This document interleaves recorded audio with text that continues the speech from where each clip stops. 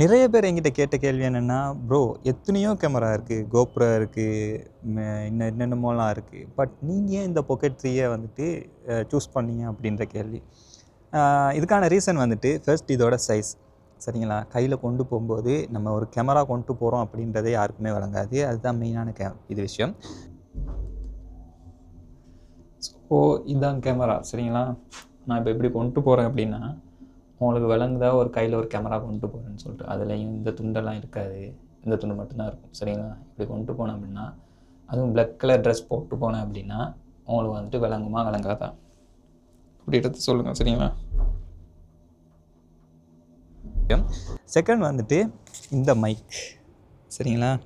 இந்த மைக் வந்துட்டு நம்ம வந்துட்டு மற்ற கோப்ரோ மற்ற இதுகளோட வாங்குகிறப்போ வந்துட்டு இன்னும் ப்ரைஸ் அதிகமாகும். அது ஒரு விஷயம். தேர்டு வந்துட்டு இதோட வீடியோ குவாலிட்டி. சரிங்களா? நான் 2-3 வீடியோஸ் செக் பண்ணி பார்த்தேன். அதனால் வந்துட்டு இதில் குவாலிட்டி வந்து எனக்கு பிடிச்சிருந்துச்சி. அதால் இது வாங்கினேன். ஃபோர்த் வந்துட்டு இதில் இருக்கக்கூடிய ஃபீச்சர்ஸ். என்ன ஃபீச்சர்ஸ் அப்படின்னு சொல்லிட்டு நிறைய பேர் கேட்பீங்க. அதை ஒவ்வொன்றா நான் இப்போ இந்த வீடியோவிலே காட்டுறேன்.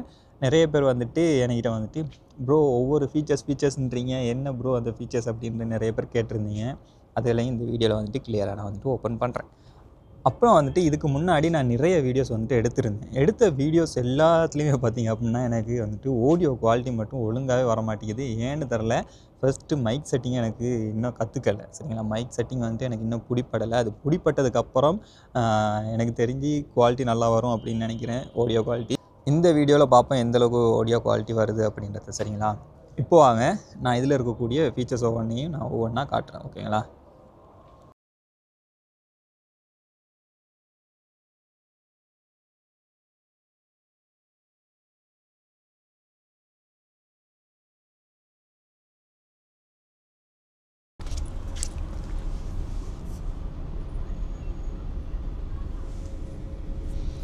ஸோ ஃபஸ்ட்டு வந்துட்டு நான் வந்துட்டு உங்கள்கிட்ட சொல்லணும் என்ன அப்படின்னா, இதில் இருக்கக்கூடிய ஃபேஸ் ட்ராக்கிங் மோட்.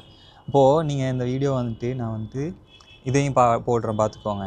இப்போது நான் ஃபேஸ் ட்ராக்கிங் மோடை போட்டுட்டு நான் வந்துட்டு இந்த பக்கமும் அந்த பக்கம் நடக்கிறேன். ஸோ அந்த கேமரா வந்துட்டு எந்தளவுக்கு அது ட்ராக் பண்ணுது அப்படின்றத பார்த்துக்கோங்க.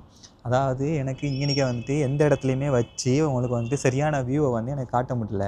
அதனால் நிலத்துல வச்சு நான் வந்துட்டு உங்களுக்கு அந்த வீடியோ வந்து ரெக்கார்ட் பண்ணுறேன். இந்த பக்கம்லாம் ட்ரெஸ்ஸில் அப்படிலாம் கிடக்கும், அதை கிடக்காதீங்க. அப்போது அது எந்த அளவுக்கு வந்துட்டு ஃபேஸ் ட்ராக்கிங்கை வந்துட்டு கரெக்டாக பண்ணுது, அக்யூரேட்டாக பண்ணுது அப்படின்ட்டு பார்த்துக்கோங்க. நான் இப்போ வந்து டிஸ்டன்ஸ் எடுத்துக்கொள்கிறேன். ஸோ இந்த டைம்லேயும் வந்துட்டு அது எந்த அளவுக்கு அக்யூரேட்டாக நம்மளை வந்துட்டு ஃபேஸ் ட்ராக் பண்ணுது அப்படின்றத பார்த்துக்கோங்க. அதில் இன்னும் 2-3 சில ஆப்ஷன்ஸ் இருக்குது.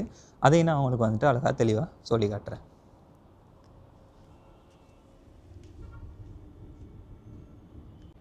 ஸோ இதில் இருக்கக்கூடிய இன்னொரு ஆப்ஷன்னா என்னென்னாக்கா, நமக்கு இப்போ இதில் இருக்கக்கூடிய ஆப்ஷனில் வந்துட்டு உங்களுக்கு வந்துட்டு 9 பட்டன்ஸ் இருக்கும். இந்த 9 பட்டன்ஸில் வந்துட்டு உங்களுக்கு எந்த இடத்துல வந்துட்டு நீங்கள் இருக்கணும் அப்படின்றத வந்துட்டு நீங்கள் செலக்ட் பண்ணிக்கொள்ளணும். இப்போ நான் வந்துட்டு இந்த வீடியோவில் லெஃப்ட் சைடில் வந்துட்டு இருக்கணும் அப்படின்றத வந்துட்டு மார்க் பண்ணிட்டு நான் என்னோடய ஃபேஸை வந்துட்டு கிளிக் பண்ணிக்கொள்கிறேன். ஸோ இப்போ வந்துட்டு இதில் வந்துட்டு 9 டாட்ஸ் இருந்திருக்கும். நீங்கள் பார்த்துருந்துப்பீங்க.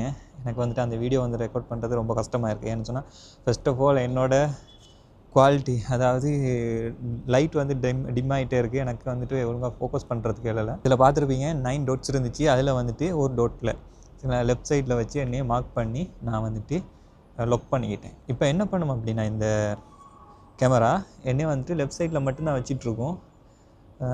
எனக்கு தெரிஞ்சு வச்சிட்ருக்கு அப்படின்னு நினைக்கிறேன். ஏன்னு சொன்னால் எனக்கு கிளியராக விளங்க இல்லை. ஓகே, என்னை வச்சிட்ருக்கு. ஸோ இப்போ லெஃப்ட் சைடில் இருக்கும்போது நீங்கள் ஒரு சீனரியை காட்ட போகிறீங்க அப்படின்றப்போ அது ரைட் சைடில் இருக்கும். இப்போ நான் வந்துட்டு இப்படி நடந்து போகிறப்போ அந்த சீனரி அங்கிட்டு இருக்கும். நான் இதை போய்கிட்டு இருக்கும்போது அந்த சீனரியை நோக்கி அது நம்மளை நோக்கி வர்ற மாதிரி ஒரு இது வீடியோ எடுக்கிறதுக்கு இது யூஸ்ஃபுல்லாக இருக்கும். இதே மாதிரி ஒருத்தரை இன்டர்வியூ பண்ணுறீங்க அப்படின்னா இந்த இடத்துல அவரை வச்சுட்டு நீங்கள் நடக்கும்போது அவர் உங்களோட வரும்போது ஸோ ஒரு இன்டர்வியூ மாதிரி நடத்திக்கிட்டு இருக்கும்போது அது ஈஸியாக இருக்கும். சரிங்களா? அதுக்காக தான் இந்த வந்துட்டு ஃபீச்சர்ஸை கொடுத்துருக்குறாங்க. அது மட்டுமா அப்படின்னு கேட்டிங்கன்னா, இல்லை சென்டரில் மட்டும் நம்மளை மெயின் பண்ணி வச்சுக்கிட்டு வீடியோ ரெக்கார்ட் பண்ணுறதுக்கும் இது யூஸ்ஃபுல்லாக இருக்கும். சரிங்களா? இப்போது நான் வந்துட்டு ஏன் பக்கத்தில் வந்து பார்க்குறேன் அப்படின்னா, எனக்கு இருட்டுக்கு கேமரா இருக்கிறது விளங்க இல்லை. சரிங்களா? ஸோ எங்கிட்டு பார்க்குது என்ன செய்யுது அப்படின்றது எனக்கு வந்துட்டு விளங்கலை. அதனால தான் நான் பக்கத்தில் வந்து பார்க்க வேண்டியதாக இருக்குது. ஸோ இது மட்டுமா ஆப்ஷன்ஸ் அப்படின்னு சொன்னீங்கன்னா 180 டிகிரி வீடியோ எடுக்கலும், ரொட்டேஷனில் வச்சு வீடியோ எடுக்கலும். அதோட சாம்பிள்ஸை காட்டுறேன்.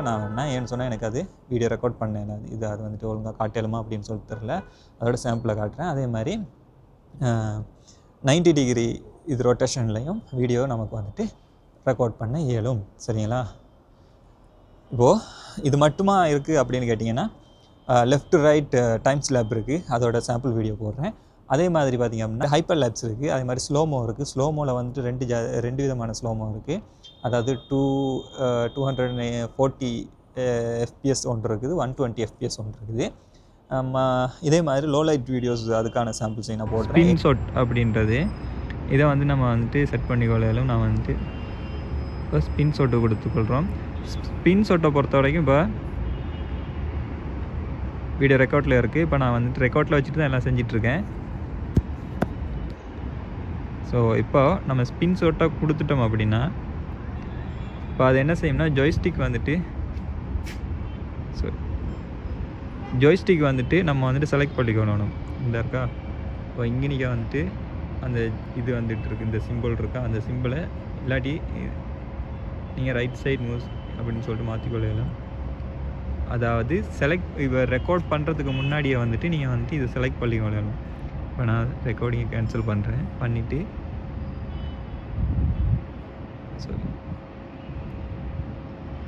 ஓகே நம்ம வந்துட்டு அதை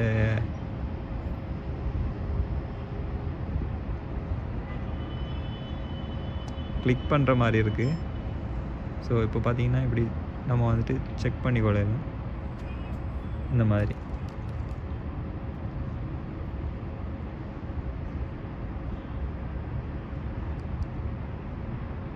ஸோ இந்த மாதிரி வந்துட்டு நம்ம செஞ்சு கொள்ளலும்.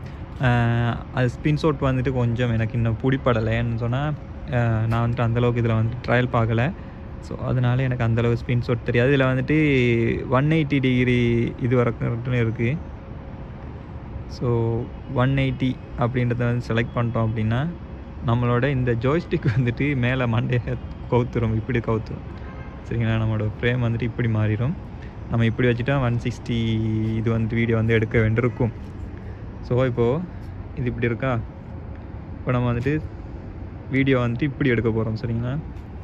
நமக்கு வந்துட்டு எந்த ஒரு ஒப்ஜெக்ட்டுமே முன்னால் இல்லை அப்படின்றப்போ நம்ம வந்துட்டு அதை எடுக்கிறது ரொம்ப கஷ்டம். நான் இருந்தாலும் ட்ரை பண்ணுறேன். அதாவது இப்போ வெளியில் வந்துட்டு வியூ வந்து இப்படி இருக்குது. சரிங்களா? ஸோ இதில் வந்துட்டு வானத்தை பார்த்த வாக்களுக்கு நம்ம வந்துட்டு இந்த பக்கம் மாற்றிக்குவோம். ஸோ இப்போ வந்துட்டு பில்டிங் வந்துட்டு தலைகீழாக இருக்குது. ஓகேங்களா? இப்போ நம்ம வந்துட்டு இதை கிளிக் பண்ணுறோம். ஸோ இப்படி தான் அதில் 180 இது வியூ வந்துட்டு வரும், அந்த ஃப்ரேம் ஃபுல்லாக சுற்றி வரும். ஸோ இப்படி தான் வரும். இந்த வீடியோ சாம்பிளாக வந்தால் நான் போடுறேன். அதுக்கப்புறம் வந்து நம்ம இதை வந்துட்டு எக்ஸிட் பண்ணிக்குவோம். எக்ஸிட் பண்ணிட்டு அகெயின் நம்ம வந்துட்டு டபுள் கிளிக் பண்ணோம் அப்படின்னா நம்மளோட ஃப்ரேமுக்கு வந்துடும். அண்ட் இதில் ட்ரிபிள் கிளிக் பண்ணோம் அப்படின்னா நம்மளை வந்து இது வீடியோ எடுக்க ஆரம்பிச்சிடும். அடுத்தது பார்த்திங்க அப்படின்னா என்னோடய ரொம்ப பிடிச்ச ஒரு விஷயம் இந்த மைக். ஏன்டா இந்த மைக் அவ்வளோ பிடிக்கும் அப்படின்னு கேட்டிங்கன்னா, இப்போ இதில் ப்ளூ கலர் லைட் பற்றி கொண்டு இருக்குது, நீங்கள் பார்த்தாலே விளங்கும். ஸோ இதில் வந்து ப்ளூ கலர் லைட் பற்றி கொண்டு இருக்கா. இப்போது பவர் பட்டன் இருக்குது. இந்த பவர் பட்டனை ஒன்ஸ் நம்ம கிளிக் பண்ணிட்டோம் அப்படின்னா க்ரீன் கலரில் லைட் பற்றி. சரிங்களா? இப்போ நான் பேசின ஸ்டார்டிங்கில் இது ப்ளூ கலரில் பேசிகிட்டு இருந்த வாய்ஸுக்கும் இப்போ க்ரீன் கலரில் பேசிகிட்டு இருக்க வாய்ஸுக்கும் அவங்களுக்கு வித்தியாசம் இருக்கும். ஏன் அப்படின்னு பார்த்தீங்கன்னா, இந்த மைக்கில் நாய்ஸ் கேன்சலேஷன் இருக்குது. அதாவது நாய்ஸ் கேன்சலேஷனை பொறுத்த வரைக்கும் இது எப்படின்னா, இந்த பவர் பட்டன் மற்றபடி நீங்கள் செட்டிங்கில் போனீங்கன்னா ப்ரோ மோட்டில் தான் வந்துட்டு உங்களுக்கு ஆஃப் பண்ண இயலும், அதாவது நாய்ஸ் கேன்சலேஷனை ஆக்டிவ் பண்ண இயலும். அதுவே நீங்கள் இந்த மைக்கு உங்கள் கையில் இருந்தால் பவர் பட்டனை கிளிக் பண்ணுறதன் மூலமாக வந்துட்டு நீங்கள் வந்துட்டு நாய்ஸ் கேன்சலேஷனை ஆக்டிவ் பண்ணிக்கொள்ள இயலும். அதாவது நீங்கள் இதை கிளிக் பண்ணுறப்போ ஒவ்வொரு டைமுக்கும் உங்களுக்கு வந்துட்டு ஒரு வைப்ரேஷனை வந்துட்டு நீங்கள் வந்துட்டு ஃபீல் பண்ண இயலும். இப்போ வந்துட்டு உங்களுக்கு ஃபீல் பண்ண இயலும் அந்த க்ரீன் கலரில் லைட் பற்றுறதுக்கும் ப்ளூ கலரில் லைட் பற்றுறதுக்கும் உள்ள வித்தியாசத்தை. ஸோ இப்போ வந்துட்டு நாய்ஸ் கேன்சலேஷன் வந்துட்டு கட் ஆகிடுச்சு. இப்போ வந்துட்டு நாய்ஸ் கேன்சலேஷன் இல்லாமல் வீடியோ ரெக்கார்ட் ஆகிட்டுருக்கு. அதனால் உங்களுக்கு வந்து ஒரு சின்ன இரைச்சல் ஒன்று கேட்டுக்கொண்டே இருக்கும். இப்போ நான் வந்துட்டு திரும்பிட்டு நாய்ஸ் கேன்சலேஷனை ஆக்டிவ் பண்ணுறேன். சவுண்ட் வந்துட்டு நல்ல குவாலிட்டியாக கேட்கும். சரிங்களா? அந்த இரைச்சல்லாம் இருக்காது. பட் எந்த அளவுக்கு இருக்கும் அப்படின்னு கேட்டிங்கன்னா, ஒரு பின்னால் போகிற வாகனத்தில் சவுண்ட்லாம் கேட்கும். ஏன்னா நம்ம வந்துட்டு மேலே இந்த கவர் போட்டு இல்லை. அது ஏன் போடலை அப்படின்னு கேட்பீங்க. அது போடாமலுக்கே ஆடியோ குவாலிட்டி நல்லா தான் எனக்கு இருக்குது. ஏன்னா நான் அதிகமாக வந்துட்டு உள்ளே தான் வைக்கிறது சட்டைக்குள்ளுங்க.